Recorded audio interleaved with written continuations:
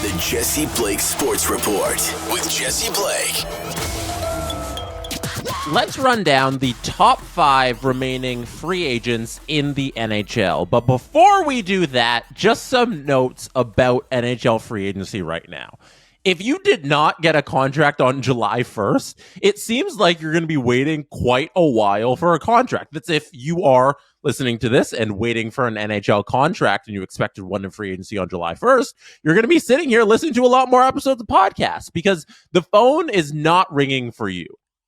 As of July 2nd, the entire NHL world said, peace. We're done. We are done for the summer. See you late August. See you in September when training camp opens. That's it for NHL news and everything. We had some trickle-ins throughout the week last week. We obviously had the trade on Friday that we talked about on this feed, on this channel. But in terms of NHL headlines, it looks like it's done. And I feel bad for the guys I'm about to list because they were left without a job and it might be a little while before they actually find one. If you go to Cap Friendly, which is still active, it was purchased by the Washington Capitals and was supposed to be shut down on July 4th, I believe was the date, or July 6th, I forget. But it's still active as of today on July 8th. So we're going to go there and we're going to take a look and we're going to see that the Caps, Leafs, Oilers, Predators, Panthers, and Wild all have less than $1 million in cap space based on who is on their NHL roster. These teams are over the cap: Florida, Nashville, Edmonton, Toronto, Vegas, Washington. And they're being over the cap doesn't matter in the offseason, but there's going to have to be some changes come their regular season roster come October to fit under the cap so that they can play NHL games. That's just a note for when I'm listing the players on potential destinations they can be.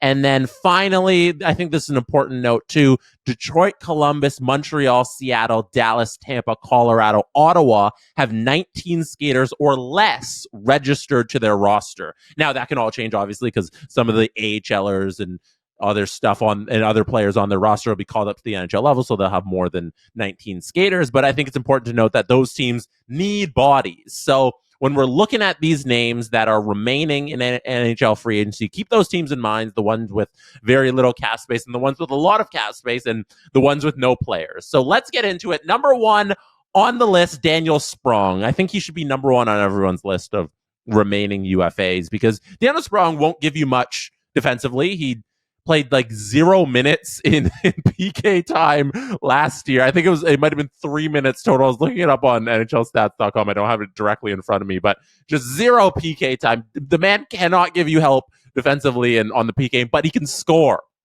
27 years old, 46 points in 66 games with the Kraken in 2023. And with the Red Wings in 2024, scored 18 goals, 25 assists. That's 43 points last season with the Red Wings. You're getting half a point of production from your right winger who's going to play in your middle to bottom 6. Career high of 21 goals. I think that's very useful.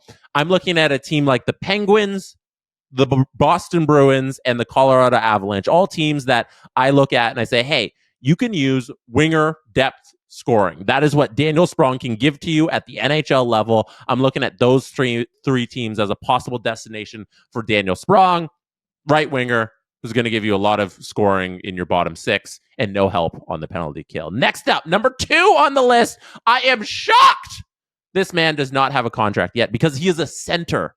Tyler Johnson is a 3C on any team in this league, unless they have a 3C already. If you're in need of a 3C like St. Louis, Utah, or Philly, not even just the 3C on those teams, but they can fill Tyler Johnson in on the 4C as well. I look at those 3 teams and I say, hey, they could use some center depth. Is there anywhere in the lineup they want to plug in Tyler Johnson? They could use some center depth on those 3 teams. So I'm looking at a destination for him there and wherever else a team needs center depth. He got kind of lost with his years in Chicago. If you remember Tyler Johnson, he was traded, I believe, with a 2nd round pick, and Brent Seabrook's contract went back to the Tampa Bay Lightning the other way after they were dumping salary from their championship runs. But he made a lot of money in Chicago. Tampa Bay actually signed him to, I think, 7 years, $5 million per season, and that contract just expired this past season in Chicago. And making that $5 million, he's never going to do that again. That was the career high, and now it's time to take a step back. I don't know if he priced himself out of the market, if he expected to make near that dollar amount again, but he's no longer that player after all those years in Chicago. But he's a very good player that can find a nice center role on a team that needs some center depth heading into training camp. Has a 2 career 29 goal season. Just to run down the stats before we move to number 3. 2 career 29 goal seasons, 17 goals and 31 points for the Blackhawks in 67 games. Alex Nylander, 26-year-old, was not qualified by the Columbus Blue Jackets, which is very strange because Alex Nylander, after Kyle Dubas and the Pittsburgh Penguins gave up on him, he was a Wilkes-Barre Scranton Penguin for the longest time last year and actually had 17 goals for them at the AHL level. And he was moved to Columbus. And in Columbus, Nylander scored 11 goals in 23 games. I think 11 goals in 23 games is a very nice number. And I'm surprised that the Columbus Blue Jackets didn't just keep Nylander around just for the hell of it. Sign him to something that's going to be close to league min, and you have a winger here who might be something. He's 26, as I mentioned, but you saw something there at the end of last season in Columbus when he got some serious minutes, because he never got those minutes in Pittsburgh. When he got the minutes, he scored. And I'm shocked. That a team hasn't looked at that just on paper and said, yeah, you know what?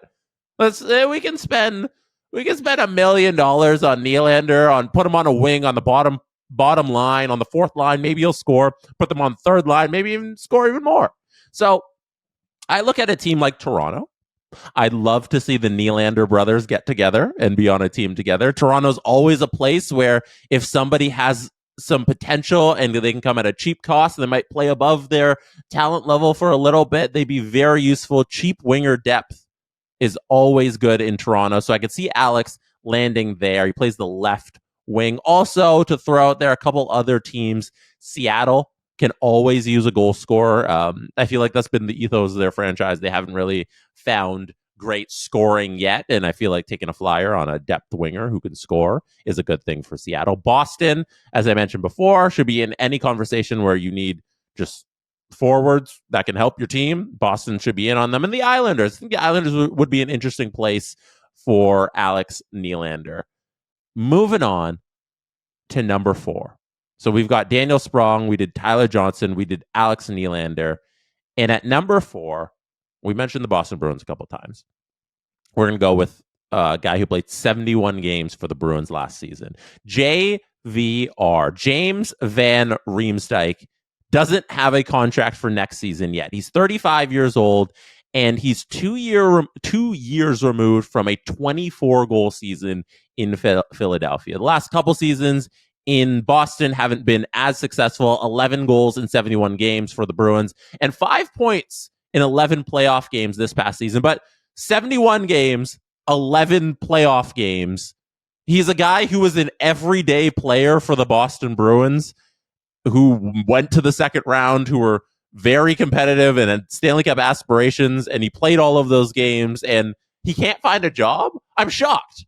I might even have JVR higher on. Now, I don't think he's going to surpass anybody 1, 2, 3, Johnson, Nylander, or Sprong, but JVR should have a job next season. It's somebody who's still productive into his later years, in his later stages of his career, and maybe a reunion with Philly would work out well. I read an article earlier about being a Canuck, JVR going to the Canucks, which I think would be very interesting. Back to the Bruins, I think they've said goodbye to that, but if I'm naming forward, the winger help, I'll name the Bruins. Anaheim, because they need roster players. They don't have enough. They're still under the salary cap floor, so Anaheim would be interesting. Colorado as well, who need depth scoring everywhere in their lineup, and well, I guess outside the top 2 lines, but Colorado, they're up against the cap, so I don't even know if they can fit JVR, but they would find a lot of use in JVR. JVR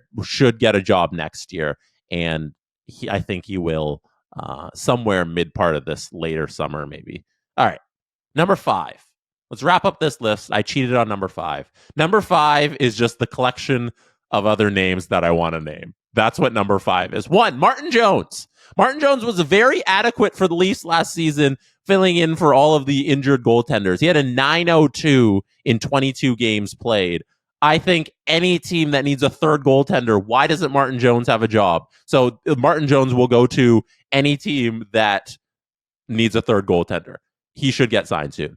I'm calling this part of the list the tier. This part of the tier of UFAs, players who aren't good enough for the Sharks. Philip Zadina wasn't qualified. Kalen Addison let go. Kevin LeBanc not re-signed. Mike Hoffman not re-signed.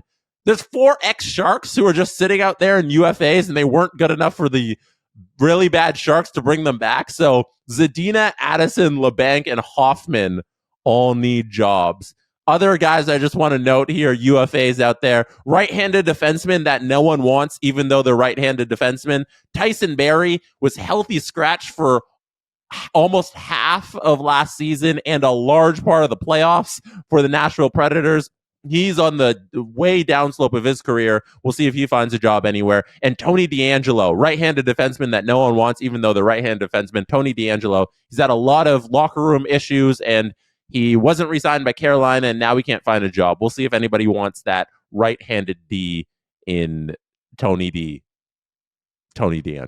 And lastly, old guys who still got a shot at playing. Ryan Suter, Blake Wheeler, Max Pacioretty. Pacioretty's the youngest of the old guys. He's actually 35, same year as JVR. So he's not that old, but he needs a job. He played really well in Washington. I thought he was great in the playoffs in the small 4-game stint in the playoffs that Washington got. I thought Max Pacioretty did his job well. I thought he was completely adequate and can definitely still play in the NHL. No reason for him to call it quits at all. But Ryan Suter and Blake Wheeler are a little more up there in age. 39-year-old Ryan Suter, 37-year-old Blake Wheeler. We'll see if they still want to keep playing, if there is a job out there for them this coming season. And lastly, let me throw this out there completely based on vibes. Nick Cousins to the Devils. Former Sioux Greyhound, Sheldon Keefe, Nick Cousins. Kyle Dubas isn't the GM, but we know Kyle Dubas loves the Sioux Greyhounds, and what if it has infected Sheldon Keefe and he wants to bring in a former Sioux Greyhound that he coached way back when in Nick Cousins. So Nick Cousins to the Devils. They've been looking to get tougher because last season they were kind of a soft team and they did not play very tough. They could not push people around. Why not bring in one of the toughest players in the National Hockey League in Nick Cousins at a very low contract? If you need to scratch him later in the year, that's perfectly fine. Florida did it. So New Jersey gets even tougher. Reunited Sheldon, Nick, Sioux Greyhound love, Cousins to the Devils. How about that? Let me know in the comments if you want your favorite team to sign any of these fine players that are out there still remaining. Let me know wherever you interact with the show, whether it's on the YouTube comments or on Twitter or wherever else, on our Discord server. Hit the link in the description to join us on the Discord server. There's a channel there for the JBSR where you can talk about the show and anything else you want to talk about. If you really liked this video, just hit like. If you super really liked it, hit subscribe on the channel. I always appreciate every subscription I get. That is it for me tonight. Thank you for being here. You could have been anywhere in the world, but chose to be listening or watching right now, and I appreciate you for that. Good night from Toronto. And that is how it's done. The Jesse Blake Sports Report with Jesse Blake. Jesse Blake, the guy that likes to hear his name twice in one sentence. Sure, I know him. No, he doesn't have an ego at all.